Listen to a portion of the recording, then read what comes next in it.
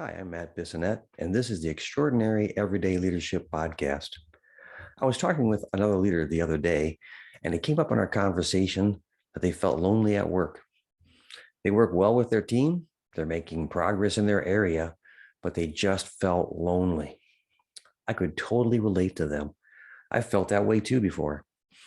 You may have heard the expression, it's lonely at the top. It's a common phenomenon with leaders, and there's some truth to it. As leaders, we tend to separate ourselves from our employees. This gives us a better perspective on performance and helps us with being able to lead in a fair and impartial manner. But this also separates us and adds a layer of isolation. It can feel lonely at the top. I remember once when I was promoted from within my work group, I was excited to get it promoted, but it was very difficult to shift to leading my old peers. Having to supervise or manage your old coworkers can be hard, particularly when some of them might have been your friends. In your new role, you're no longer peers, and this can really feel lonely. If you're feeling lonely as a leader, consider this first. Loneliness is an emotion. The fact that you're feeling it means you're in tune with what's going on inside of you. That's good. Go ahead and feel it. It's also good to remember that feeling lonely and being alone are not the same thing. You can be alone and not feel lonely, but when you do feel lonely, it can seem like you are very alone, even if there are people around you.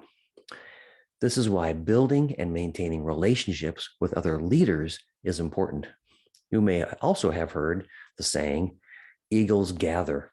That's a great picture of what it means to be in leadership. A few solid people coming together to support one another in their roles. So how do you do that? How do leaders come together and support one another? Here are a few ways that you can do that.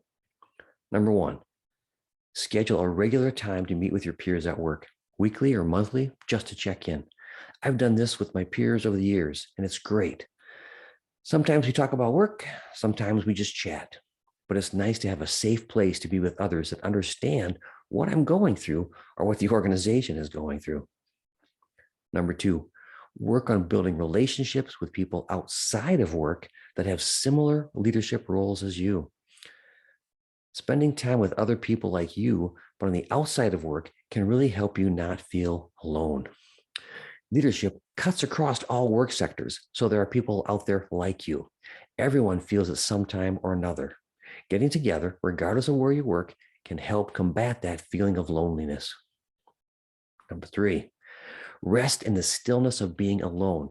Intentionally work on finding ways to occupy yourself in positive ways while being alone. Again, alone and lonely are different. If you can grow in your ability to be alone, this will help you combat that feeling of loneliness. Find some time to truly be alone with yourself. Meditate, go for a walk without your earbuds, do some gardening, work on a hobby. As you grow in being alone, you will be able to navigate that loneliness feeling better. So today, reach out to a peer at work and find a few minutes to connect. That relationship is important both today, but also in the future, where you both can connect when things feel lonely. I'll be back tomorrow with another episode of the Extraordinary Everyday Leadership Podcast. Have a great day and keep moving forward.